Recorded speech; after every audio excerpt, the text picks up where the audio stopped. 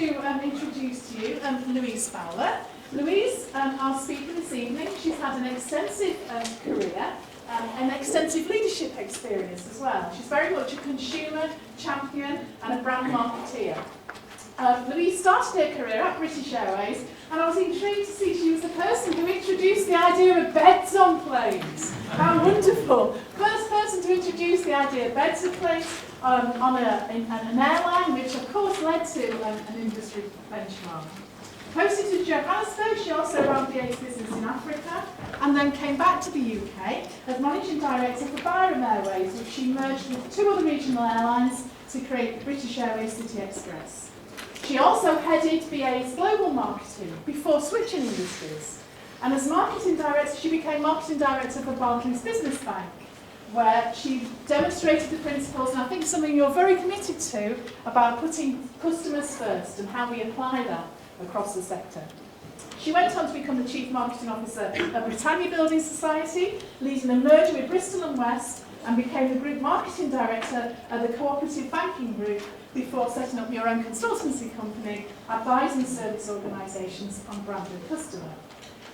Louise is currently Marketing Director at First Direct, where she leads a team of marketing specialists. And she's also, and very importantly, according to us, a leader in residence at Leeds University Business School, which is a wonderful scheme that Joe here leads for us. So Louise, we're absolutely delighted you've come to talk to us tonight. Louise is going to talk and there'll be time for questions and answers at the end. So it's over to you, Louise. Thank you very much. Thank you very much. Thank you. Good evening. Kathy's done the job for me. I thought the first thing I should do was kind of answer the question, who is this woman and what does she know anyway? And it was a very polite way of saying I have an extensive career. That's like saying I'm quite old and I've done a lot of stuff, which is true.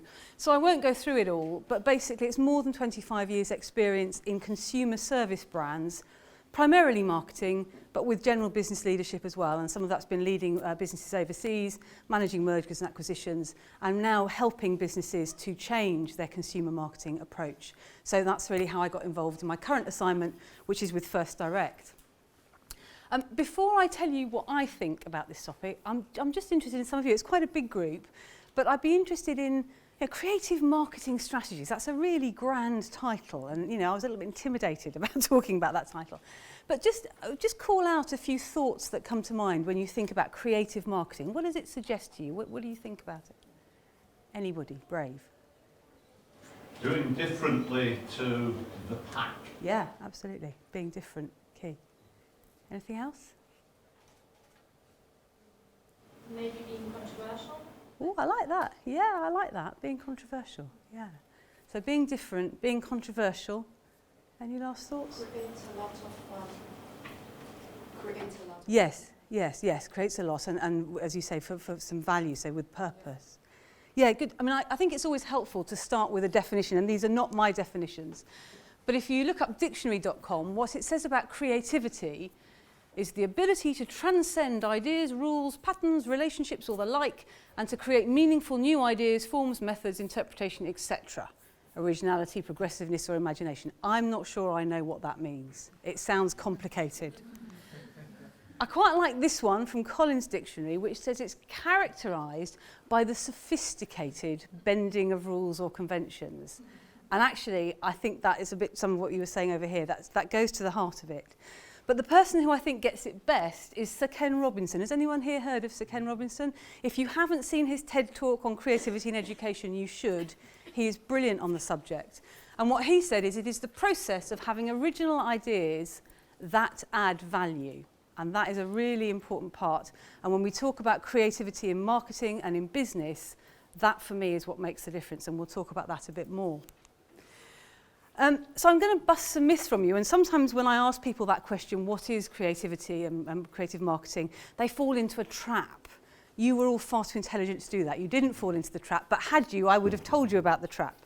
Which is a lot of people think creative marketing is kind of just a bit wacky and a bit kind of alternative. Certainly different, certainly creative, but not just different for different's sake.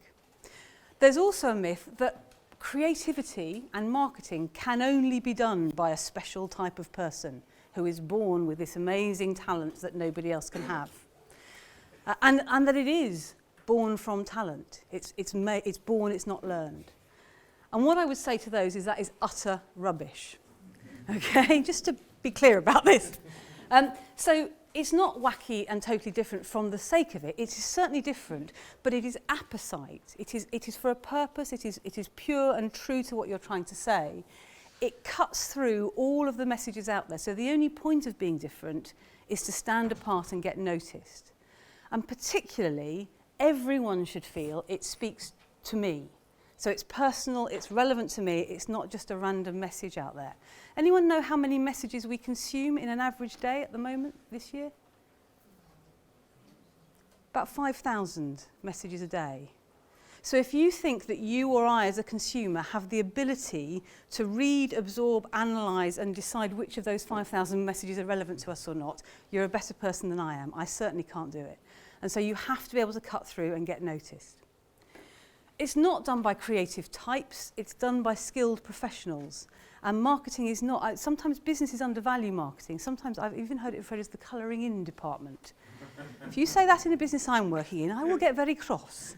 It's much more than that, and it is done by skills, by professionals, and you can learn it and your experience can develop it. And finally, there are not people in the world who are magically born creative, who are walking around fizzing with energy and creative ideas. It is a rigorous process of developing creativity.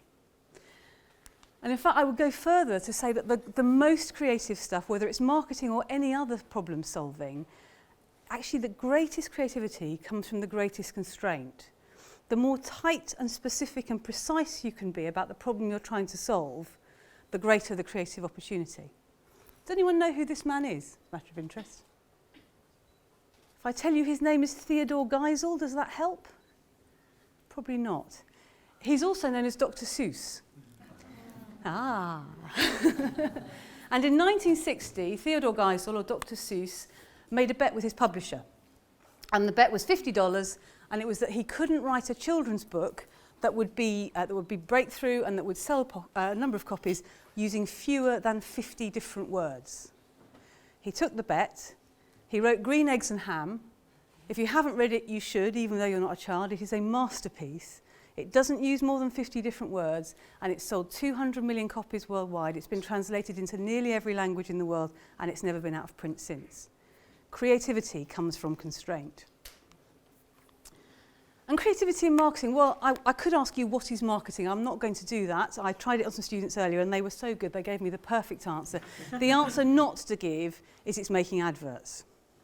Marketing is a process, and it's a strategic process in a business that involves three parts. So it is the rigorous process of connecting a brand or a product or a service or a thing that you want to put in the world with the consumers it's targeted at, with the purpose of creating value. Now, you can define value how you want, so it doesn't have to be profit. You can promote an idea, you can promote a campaign, you can work in a non-for-profit organisation, but it must have a purpose. It's not random. And this model works for me. It's a very simple model, but any brand or idea you want to market actually has three components, and you're not in control of all of them, which is important. So the first one actually is on the right, and I put it on the right because most of us read left to right, and actually starting in a different place is quite helpful in challenging our thinking. So the most important part of the model is the consumer. The offer, what you're offering the consumer, is the second part. And the communications, or how you connect that offer to that consumer, is the third part. And it is as simple as that, but what makes it tricky is the rigour. So if we start with the consumer, and I am going to go on to tell you a couple of stories from my own personal experience of what I've learned in these three areas. But to start with, the consumer, it's about a target consumer. I've seen a lot of people try and market, and when you say, who are you targeting? They say, adults between 18 and 50. That doesn't sound very targeted to me. You might as well just say everything. And if you say everyone, you've got nothing to work with. You don't know how to find a way in. So good, rigorous marketing will have true insight, and I'll talk about insight in a minute, about who their target consumer is, and will really know them and understand their needs. And again, it's easy to say, but it's not always easy to do, and the world is littered with bad examples of it. The second thing is the offer. We've all got things to promote, whether it's our ideas, ourselves, or our businesses. And the worst thing we can do is talk about ourselves. The best thing we can do is make an offer to somebody else about a problem you can solve for them or a need you can fulfill. So the offer should not be about us as the provider, it should be about the consumer and how your offer solves their problem. And again, I'll give you a little story about that later. And finally, the communications or the means through which you connect. And in a digital world, it may not always be about just communications. It may be about a channel through which you actually connect to people. Sometimes it's even face-to-face. We heard earlier, some of us today, about a retail environment. I would say being in a shop or a retail is also a way of connecting with consumers. But that communications is about being focused, being targeted, and speaking to me. And any of you who have children, and most of you are far too young, you will know there is no point in telling children what to do and what not to do. When they're very little, they might obey. But as they get bigger, you can tell them and they say, yeah, I know, and they do it anyway. And until they have had the experience, or until something has spoken to them and made them think, now I know why I should care, they don't change their behaviour. And so again, communications in good marketing is not standing preaching and telling everybody what you think they should know. It's finding a way of probably emotionally connecting with your audience in a way that makes them respond and sort of step towards you. I see why I should care. I see what I should do. So let me tell you a few stories, and this is only from my experience, and many of you will know of other examples that perhaps better illustrate these points. But I'm going to start with Barclays. And banking, which is not always the most interesting industry, and I'm sure we could all talk about it for a very long time in the Q&As. But before the financial crisis, so it's going back a few years, all of the main UK banks were incredibly competitive over business banking customers. Business banking was where it was at. And the reason for that was in the UK, most of the growth for banking could only come from businesses. Businesses were easy to lend to, and lending is where banks make their money. And if you have a business customer, as their business grows, if you're a bank, then your business grows with them. They have more needs, they need more finance, they need more assistance, and it's an easy way to grow. So it was an incredibly competitive marketplace, and in the UK, Barclays was the market leader, absolutely by a mile. And so much so that they had separated out their business banking division into a separate division, and they had segmented their market actually by business size into small, medium and large. And they were really good at it. But when they segmented it and they looked at the small business sector, they were horrified to find they were losing market share. And they said, but we're leaders in business banking. How are we losing market share in the growth segment, in the segment that you start your relationship with the business before it grows? And I was involved in that project at the time, and they were looking at data and analytics. And banks have an awful lot of data. They know more about you than your partner does. They're not very good at using it, but they have the data. And so we started with saying, well, let's look at the customer insight. And the first thing that struck me was, because it was the first bank I'd worked for, and I didn't really know about banking, when I talked about insight, I was talking about knowing customers. What the bank heard was data and research. So I was given reports like this to wade through. But nothing told me what I needed to know. They told me the income levels, where the addresses, how much money they spent, what age they were, but it didn't tell me anything about the customer. And if you want to really market to your customer, you need not only to know your customer, I would suggest you need to go further, you need to actually think like your customer. So if you can step out of your ivory tower where you're looking out at them and sort of step into their shoes and experience the world the way they experience it, you have a fighting chance of connecting with them in a marketing sense.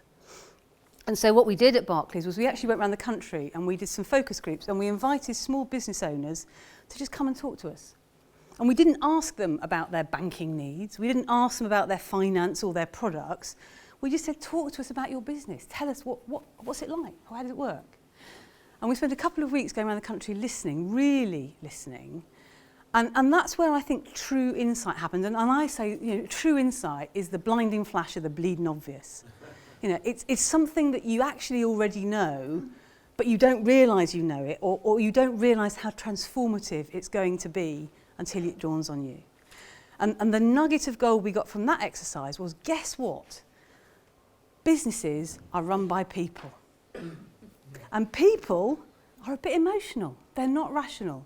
And what Barclays was doing was it was sending out communications and offering services and products to these small business owners as if they were big businesses.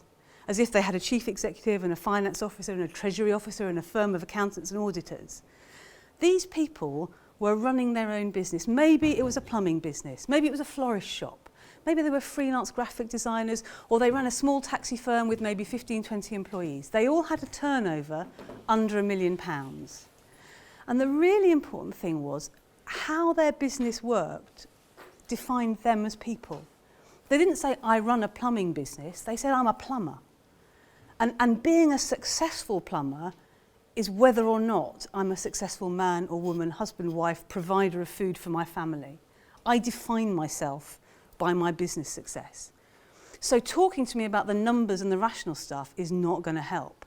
And actually, I don't want to manage my numbers. I want to do plumbing. And so Barclays completely transformed their offer to these customers and the way they spoke to them. They first of all started saying, we're going to stop talking to you about the numbers, we're going to start helping you.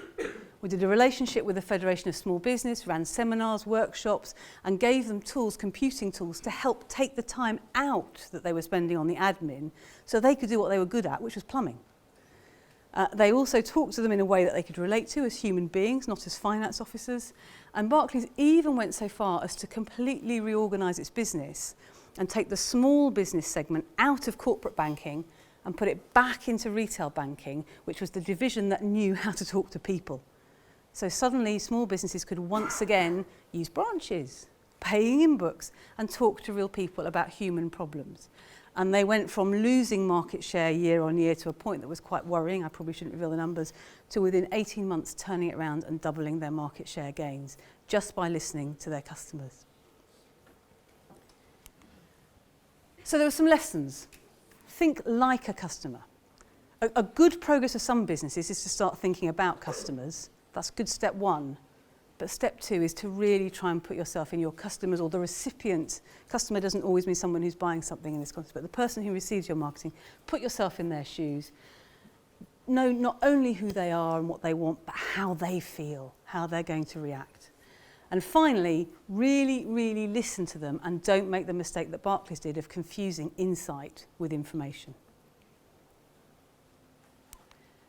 So let's move on to the offer, the product, the service, the brand, the thing that you want to promote. And again, forgive me if I tell a story from my experience, but I'm going to go back a little bit. Late 1990s, forgive me, some of you were only just born, but that was where I was working for British Airways, and as we said earlier, had the insight of putting some beds on the aeroplane, and it was the first time it had been done. And in those days, again, it was a very, very competitive marketplace. In the 1980s, British Airways had privatised and had invented branding in a service business. They were the first brand, certainly in the UK, to brand a service. And they'd been very, very successful, and they had led the market in many ways. And they had got to a point where actually there was a little bit of complacency creeping in. And I was asked to take over the business brands, which was First Class and Club World at the time. And the brief to me was, don't really worry, it's a maintenance job. It's fine, you know, we're market leader, just keep it ticking over. Well, again, we started a programme of insight and research, and we looked at the competitors, and we realised it was very, very far from that. And in fact, what the whole competitive landscape was on was about space. So British Airways had an advert saying, we have the widest seat in the air, so you'll be comfortable and you won't have people sitting next to you. And guess what happened? Another airline came in with a wider seat, so they couldn't say it anymore. United Airlines, and I think Emirates, launched more legroom. 10 inches more legroom in Club World. Look, you can spread out. Isn't that lovely? So guess what? Virgin Atlantic came in with 15 inches more legroom. And the whole debate was a space war and was going nowhere. And British Airways was had both east and west routes, and therefore had to have planes that would travel in different directions and cope with different configurations, and could not afford to keep giving more space away because they had to take seats out and they were going to lose money. So what did they do? Well, we did a piece of insight. We started looking at the consumers. Who are they and what do they want? Number one, there's two customers. So in business travel, there's the person doing the travelling and there's the person paying the bill, which is probably the business. Who are you appealing to? Well, you've got to appeal to both, because actually, when the guy gets to the airport who's on a fully flexible ticket, he can switch airlines, but you've got to make sure the bill payer is happier. Why was space important? Well, space was important because there was actually a benefit to it, which was comfort. Why do people want comfort? Well, they want to be able to sleep. They want to be able to do business. They don't want to have to spend a day the other end recovering from their journey. And by the way, the business person who's paying for the flight, the accountant or the travel manager, doesn't want them to take a day off either, because efficiency is really important. So what BA did was come up with a proposition that was not about the features of the product, the space, the legroom, the width of the seat. It was about the benefit to the customer. So we launched a proposition around Club World, which delivers the business person ready to do business. Arrive ready to do business. And that was a promise that was launched, and the entire product and all of the service around it was re-engineered to deliver that promise. So the starting point was, well, if I'm on a short transatlantic flight, 5 hours with a 6-hour time difference, I'm getting 11 hours worth of sleep in about 4 hours by the time you've had the seatbelts on and off time. I'm going to arrive tired. If you can get me flat so I can go to sleep straight away and have an undisturbed night's sleep, and by the way, if you can let me eat my meal on the ground before I get on the plane, because I've got 2 hours of wasted time there, whereas I haven't got the wasted time in the airport. Oh, and if you could give me a shower, a first ever arrivals lounge in the world at Heathrow, so I can have a shower. I've probably landed about 6 o'clock. It's not time to go to work. I could have some breakfast and brush up on my presentation. Then I would arrive ready to do business. I wouldn't be coming off the plane bedraggled. So what British Airways learned, what we learned here was stop talking about yourself. Stop talking about the features of your product. We've got this, we've got that, it's bigger, it's better. And start thinking about what is the problem your customer has got that you're solving. What's the benefit of the proposition? So from the widest seat in the air to arrive ready to do business. And arrive ready to do business absolutely smashed the competition, put BA at the top spot, and they still use it as the proposition for their business travel now, nearly 20 years on. The product's completely different. How they substantiate it's completely different.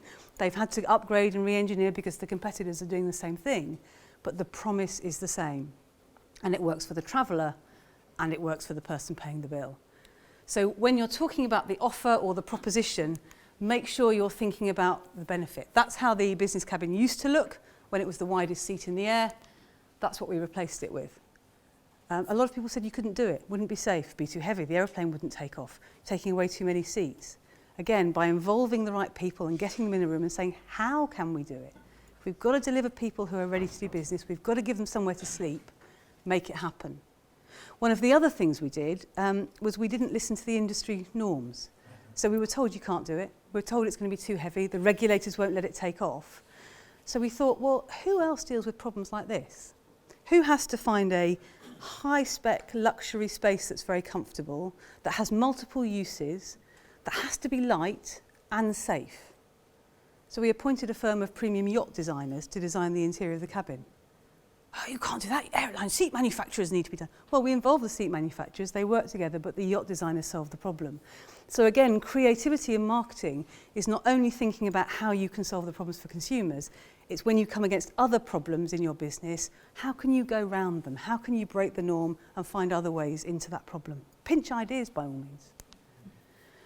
So for me, the moral of those stories from British Airways, whenever you're talking about your offer, your idea, your product, whatever it is you are trying to market, don't talk about the thing, talk about the problem it's solving for the people you want to connect with.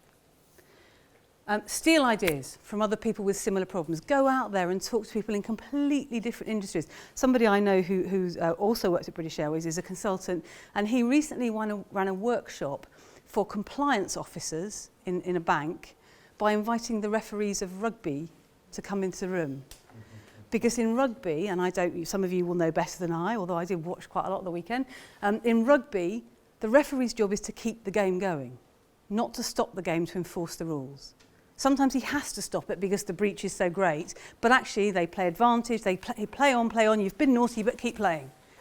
And he was trying to get the guys from compliance to not stop the business. What could they learn from the referees to try and keep the business running without allowing the breaches? So what can you steal from other products?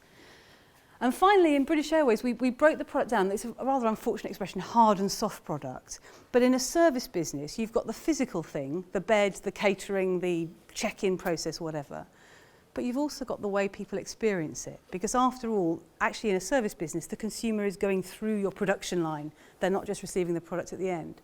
So we talked about soft product as well. We engaged with the cabin crew, we engaged with the check-in staff, and made them feel, not that they were part of the product, but it was their job to solve that problem for the customer. Their job to make sure that the traveller arrived ready to do business, felt refreshed, felt that they had their problem solved. And again, that was quite a mindset for someone on a check-in desk who thinks their job is to get rid of these people in front of them and get them on the aeroplane, to actually thinking about how can I solve your problems.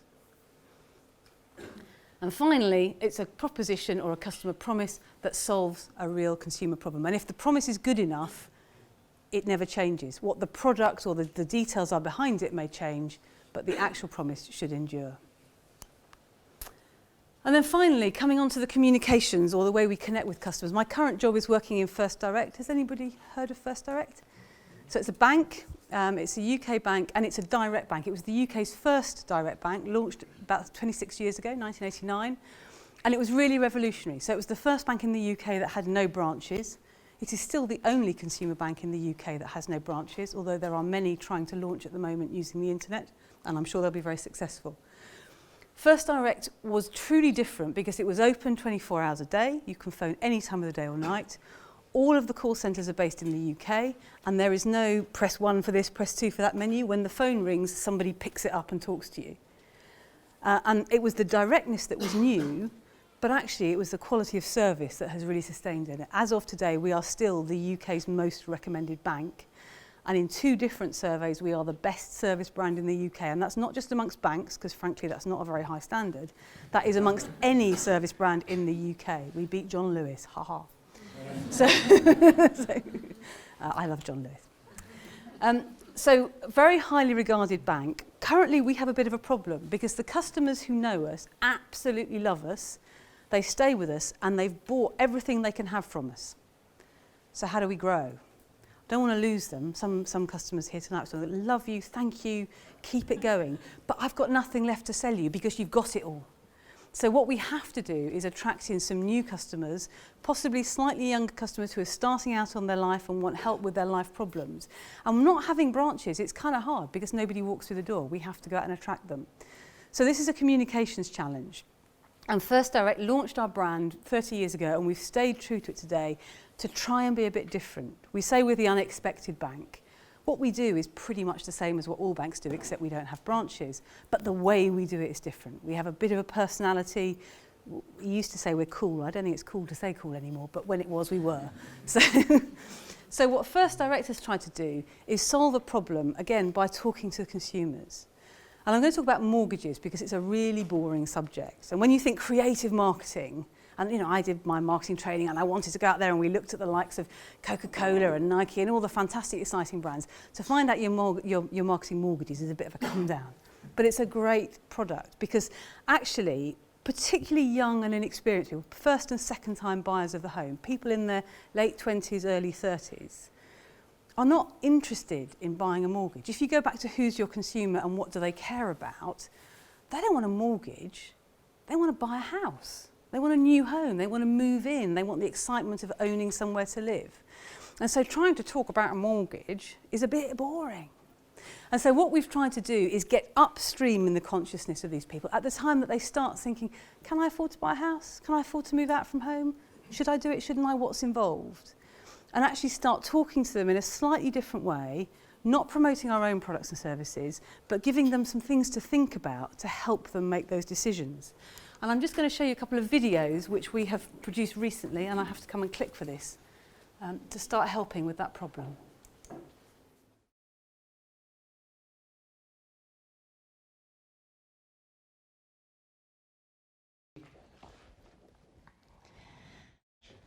How are you getting on?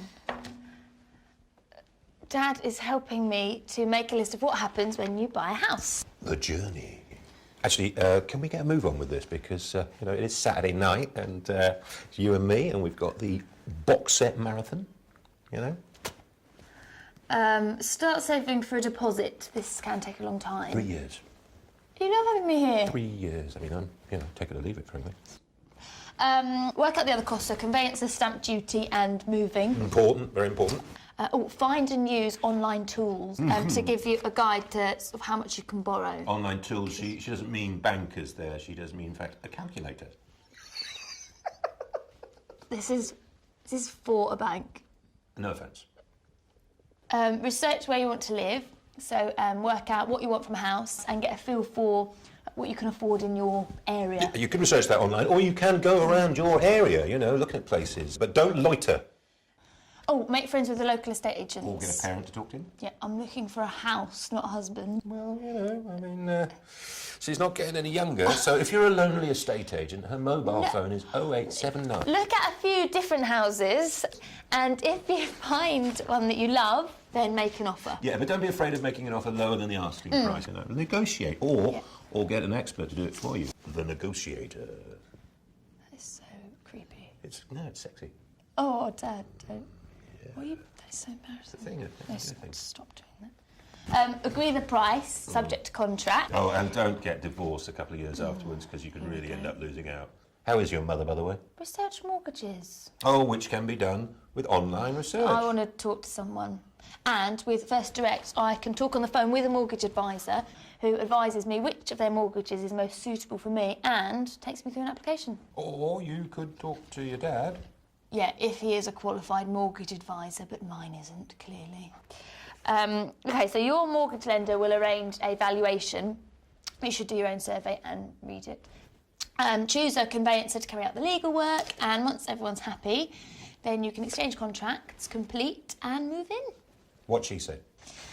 Right, what have you got? Oh, yes. I have got a picture of a banana. He's called Harold, and he's got a little hat. And he's saying, please don't leave.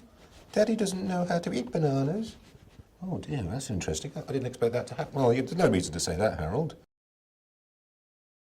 So the point about that is it's not promoting First Direct. Of course, we have to mention we're in there. It's only ethical to do so.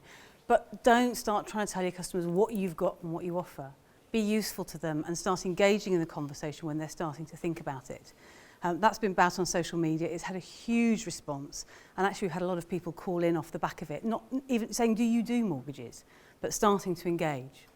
The second process we did, and there's another video just quickly, is what we did was run a competition where a lucky couple who had taken a mortgage with us were given a surprise street party. So we're the unexpected bank. What we wanted to do was celebrate the joy of a mortgage. Forget the boring bit about filling in the forms and bringing your passports into to an office. The joy is moving into your own home and meeting your neighbours. So this was something that we ran just to give people an idea of what that lovely feeling can be like at the end of it.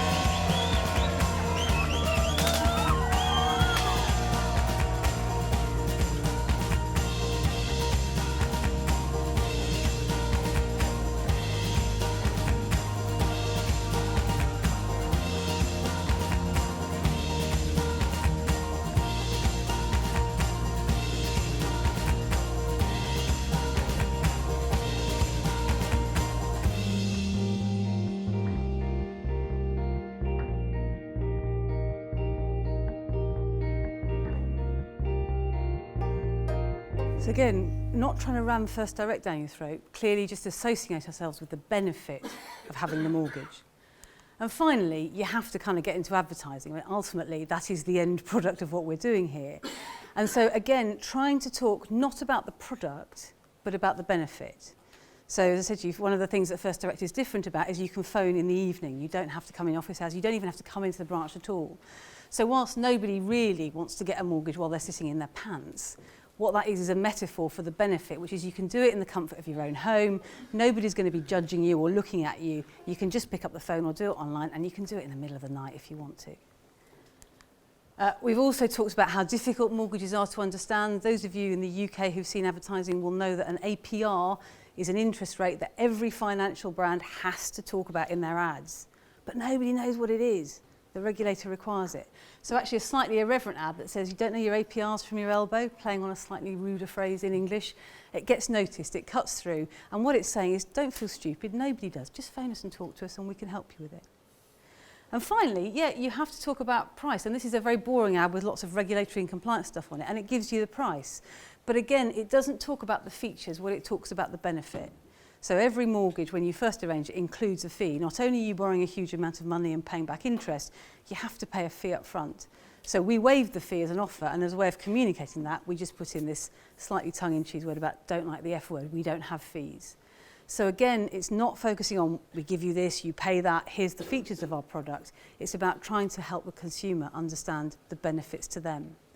But the point of that series of ads and films really was to show that it's not one message, that communication is very seldom one thing standing and broadcasting. And that may have been true 40 or 50 years ago, but now in a digital age, people are consuming different messages in different ways, in different mindsets. And so for real creative marketing, you have to think in a campaign sense, and you have to think about reaching out to your consumer at the moment they're thinking about something and tuning into what it is they're thinking about, not just telling them how great you are. And I still see a lot of marketing that does that, which kind of upsets me a bit.